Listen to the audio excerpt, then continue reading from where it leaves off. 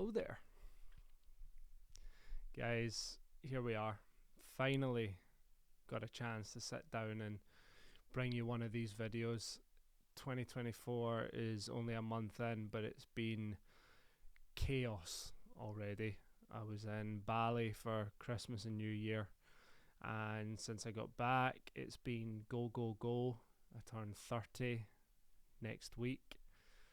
So this was a small window of opportunity I had to get one of these videos out, so I thought I'd bring it to you.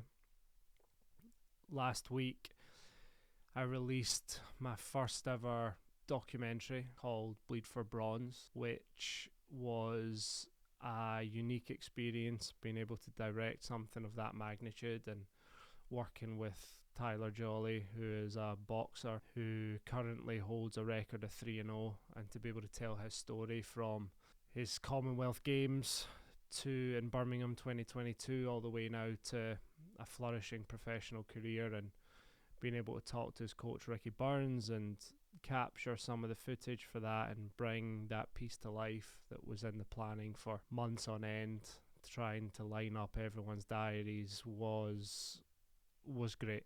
It was great to finally see that piece and to see it so well received. And so I wanted to sit down and make a video as to the kind of top 5 things that I learned whilst making that documentary. So without further ado, let's get into it. Number 1, find the story.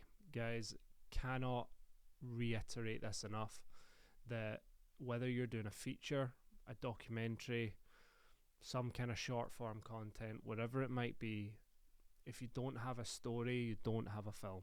The number one pivotal piece is to find the story in whatever subject you're trying to capture. When it comes to documentary work, you will find that 9 times out of 10, someone has something to say. And so when we decided we were doing the documentary with Tyler, then the number one step was about trying to find the story. And diving into his career, we fastly learned that his Commonwealth journey, and then now into his flourishing professional career and working under the tutelage of Ricky Burns, who, for those that don't know, is probably the most acclaimed Scottish boxer of all time, 3-time world champion. So right away we knew we had the outline of a story, and it's hard when you're doing documentary work sometimes because a certain element of it is unscripted. And so we sat down with Tyler and done an interview, and a lot of our story was going to depend on where he decided to take it, the way he answered the questions. So what we did in the pre-production was we actually sent Tyler the interview questions that we were going to ask him, and asked him to jot down 1-sentence answers to those questions, just so we could get an idea of where he might go in real time with those questions. And that is number 2, and that make sure you plan accordingly. The old poor preparation prevents poor performance cannot be truer when it comes to making a documentary. Like I said, there's a certain element of it that is unscripted and that you will have to wing, but that doesn't mean that you rock up on the day not having a clue what you're going to shoot. We knew the location, we knew the subject, and then we also had a load of shots that we felt like were going to tell the story in one way or the other, no matter which way Tyler decided to take it. So my number 2 would be make sure that you prepare a shot list, even if you're doing unscripted documentary work. Shots that you think can shoot a variety of scenes. So when it comes to boxing, we knew that we were going to get lots of shots of Tyler hitting the bag and training, and we knew Ricky Burns was going to play prominent, so we wanted to get a lot of footage of them interacting.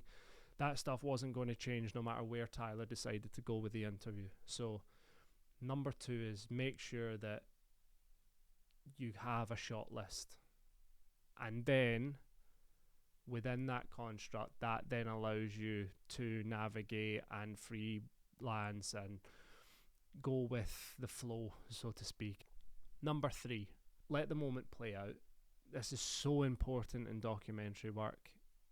Feature work slightly different, because when you're doing a feature, you will see takes that might seem perfect to the naked eye, but the director might want it to go in a particular way, might want the actor to show a particular emotion, so they'll redo it and redo it until it's perfect. Documentary work, slightly different. Whenever you're filming and recording real life moments, it's important that you let those real life moments be real life. The subject, whoever it might be, in our case was Tyler. Tyler knows his story better than anybody. He knows it better than you've planned, he knows it better than you've scripted. And so it's important to let the subject be the subject. You're filming them for a reason, and it's important to make sure that when Tyler decides to go in a particular route, even if you feel like it might not be what you need, let it go. You never know where it might play. And with that being said, it's vital that if you see a moment unfolding, try as best you can, unless it's you've got the camera off or it's something that you're going to miss the moment, let it play out.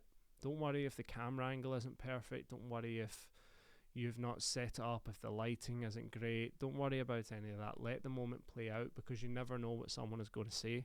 You never know what is going to happen. Let the subject be natural, because at the end of the day, especially when you're doing a documentary, you're there to document someone's life. And in order to do that authentically, you need to let them be themselves. Number 4, things will go wrong. Nothing ever goes according to plan. When we were doing Bleed for Bronze, Ricky Burns was obviously featured in the documentary, and we'd spoke to Ricky prior to us arriving, and we knew that we had 45 minutes to interview Ricky. Ricky is obviously a very busy man, and we knew the documentary was about Tyler, so Tyler gave us all his time, but Ricky, we only had 45 minutes to do the interview. The interview was planned at 1 o'clock. At 12 o'clock, we were shooting something else, and Ricky came along and said, I've got something that's came up, and if you're wanting the interview, I need to do it now. So we weren't prepared, we weren't set up, lights weren't done, camera wasn't rolling, nothing was set up. And I could not turn around to Ricky at the time and say, sorry, but you said 1 o'clock, we're going to do it at 1 o'clock. I had to bend over backwards to make sure that we got that interview. So we rattled up a setup in 15 minutes and we got the 45-minute interview done. Now, ideally, I'm now looking back on it, would love to have changed a couple of things with the interview setup and the way the questions we kind of asked them.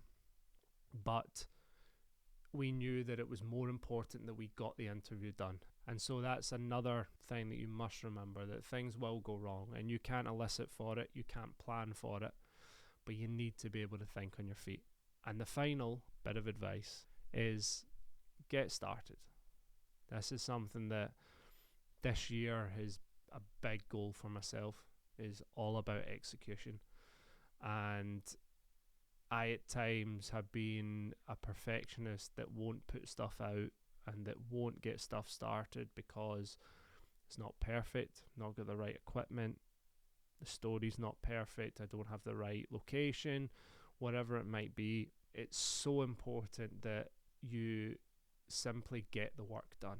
Like I said, things are going to go wrong, so no matter how much planning and preparation you do, you're not going to be able to succeed 100%. But that is a lot better than 0%. And so my final bit of information, if there's a documentary out there that you're wanting to capture, if there's a feature you're wanting to write, if there's a short you're wanting to film, to go ahead and do it. It's not going to happen overnight. It's going to take a lot of work every single day, little step by little step, but eventually you'll get to the point where you've done a piece of work that you can be proud of and that other people can watch and be proud of. So that would be my final bit of information. You never know. You never know where the story might go. You never know where the story might take you. For me, I completed Bleed for Bronze and we have a lot more in the pipeline now coming up in 2024 that I'm really excited about. So yeah, that's the 5 tips, guys, I have if you're wanting to do any documentaries or any kind of filmmaking in 2024.